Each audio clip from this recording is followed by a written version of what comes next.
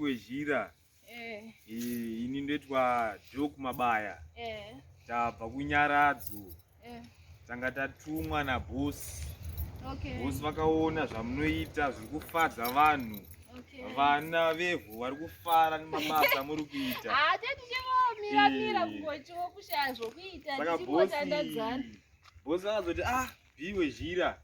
Aiwa tofanira kumupa chipo chekutenda. Saka isu seNyaradzo aya ndo mabasa abosi aya. Bosi ndivo vaita izvi. Aiwa guys, aiwa musataura kuti muri kutamba neni vedu wewe. Ndi bosi ava.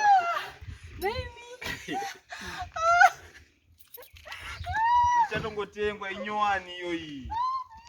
Free from the box. Ndenyu. God. Mwari. Musacheme zvenyu kuita kwa Mwari. Kuita kwa Mwari. Mabaya.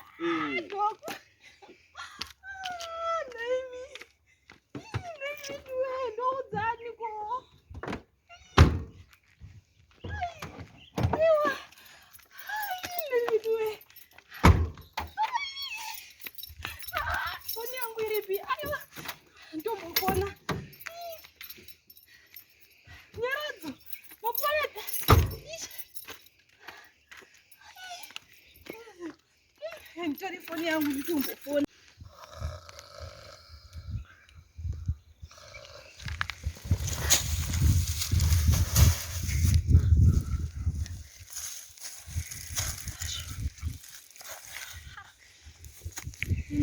Tata pano gua iko ini.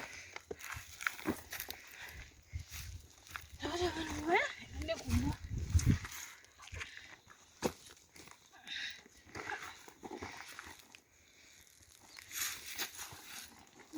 Aduh, mira,